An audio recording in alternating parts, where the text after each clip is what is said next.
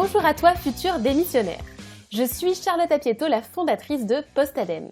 Postadem, c'est le repère secret de ceux qui veulent quitter leur job pour réinventer leur vie professionnelle et ainsi retrouver du sens et de l'épanouissement au quotidien. Dans ce podcast Postadem, je réponds en toute transparence à une question qui m'a été posée sur la reconversion, l'entrepreneuriat et le développement personnel. C'est un petit peu comme si on prenait un café ensemble. Alors, si tu rêves de poser ta dème et de créer la vie professionnelle qui te ressemble, installe-toi confortablement pour écouter ce nouvel épisode.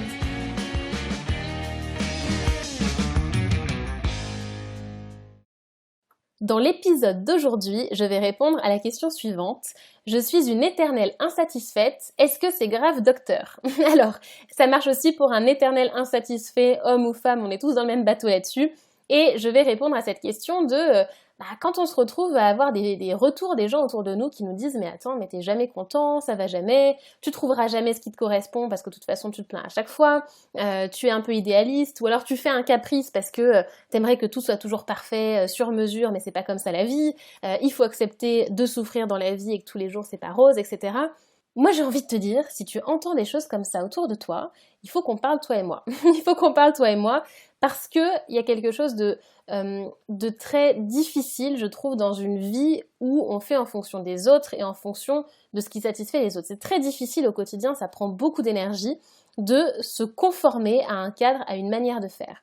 Donc, c'est pour ça que je veux te parler de pourquoi c'est pas grave d'être un éternel insatisfait et de comment gérer ça et de comment en faire une force, parce qu'on va surtout chercher à en faire une force. Effectivement, c'est grave si cette insatisfaction chronique, elle impacte ta qualité de vie, ton moral, etc. Mais par contre, si tu en fais une force, là, c'est pas grave, bien au contraire, ça peut être vraiment un grand atout dans ton parcours professionnel. Donc, je vais t'expliquer ça tout de suite. Déjà, on va partir d'un constat ensemble, c'est que se satisfaire de quelque chose qui est moyen, qui est acceptable, c'est quand même pas un objectif de vie hyper stimulant.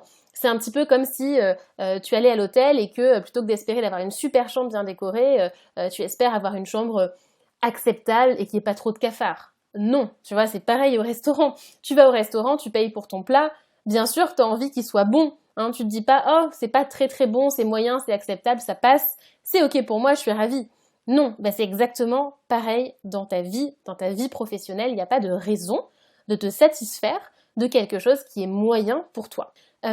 Petit bémol, cela dit, ça n'empêche pas d'avoir de la gratitude pour maintenant. Vraiment, j'insiste là-dessus parce que, ok, c'est comme l'alimentation, le restaurant, c'est déjà une très bonne chose de pouvoir te nourrir. Tu peux déjà avoir de la gratitude de pouvoir manger, de pouvoir aller au restaurant. Et ça, c'est super important parce qu'en plus, le fait de te mettre dans un état d'esprit de gratitude, ça va aussi t'aider à être dans une meilleure énergie pour le reste. Néanmoins, cette gratitude par rapport au repas que tu as à ta disposition ne doit pas t'empêcher de vouloir manger mieux, d'aspirer à un repas de meilleure qualité. Donc, gratitude, plus c'est ok, le fait de vouloir autre chose.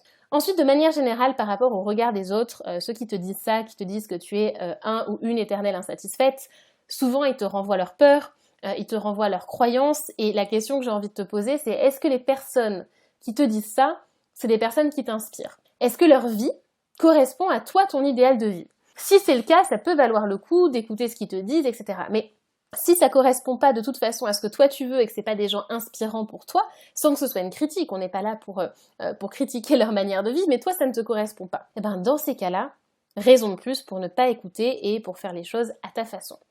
Cette question de l'éternelle insatisfaction, pourquoi est-ce que j'ai particulièrement envie d'y répondre? C'est parce que j'ai été concernée par ça. J'ai été concernée par ça où, après avoir fait certaines études où finalement j'étais pas satisfaite, en tout cas pas entièrement satisfaite, j'en ai fait d'autres et derrière j'ai pris un poste qui me correspondait pas donc j'ai à nouveau changé, etc. J'avais eu des retours comme ça, assez peu mais il y en a quand même certains qui m'avaient marqué, qui me disaient que j'étais toujours insatisfaite et qu'il fallait que j'apprenne à faire avec. Et au final, quelques années plus tard, c'est quoi la réalité? C'est que j'ai créé ma vie sur mesure, j'ai créé mon job entre guillemets, parce que c'est plus forcément le terme qui correspond, mais en tout cas, j'ai créé ma vie professionnelle sur mesure. Et c'est super important de voir l'évolution entre je culpabilise de faire un caprice en espérant mieux, et aujourd'hui, où j'ai exactement ce que je veux, et ou quand ça ne va pas aujourd'hui, parce que oui, ça arrive encore aujourd'hui que je sois insatisfaite sur certains points, eh bien à ce moment-là, je passe à l'action. Je vais donner un exemple assez récent d'insatisfaction par rapport à mon activité actuelle au sein de Postadem.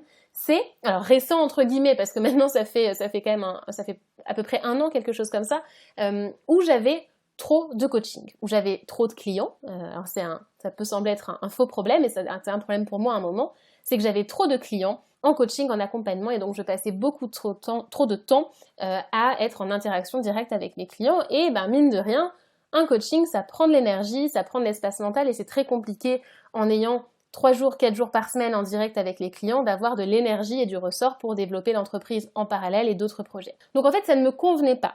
Donc oui, j'étais encore insatisfaite puisque ça ne me convenait pas. Mais du coup, plutôt que de voir ça comme une tare, j'ai vu ça à nouveau comme le moteur d'un changement.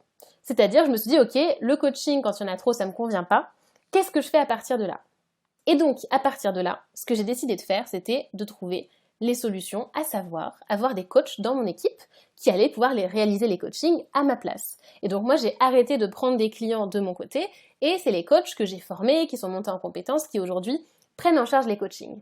Ce qui fait qu'aujourd'hui, mes semaines, en fait, il y a très très peu de rendez-vous de coaching, donc je suis en pleine forme et je suis super contente de faire ces quelques rendez-vous, mais il reste que quelques rendez-vous, et du coup, mes semaines me correspondent beaucoup mieux. Donc de cette insatisfaction, j'ai fait une solution pour m'épanouir davantage. Et c'est ce que j'ai fait quand j'ai posé Madem, c'est ce que j'ai fait quand j'ai commencé à créer mon entreprise, même en amont, c'est que je me suis dit, qu'est-ce qui aujourd'hui ne me satisfait pas, et qu'est-ce que je peux faire derrière pour être davantage satisfaite par ça? Qu'est-ce que je peux changer?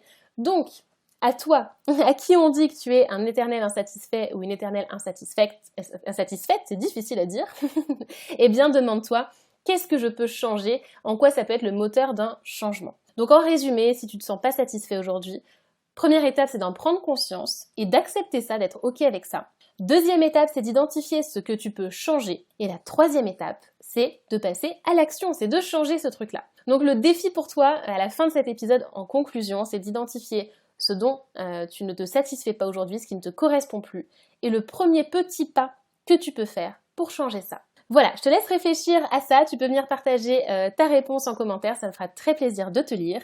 Et de mon côté, je te retrouve pour un prochain épisode. À bientôt!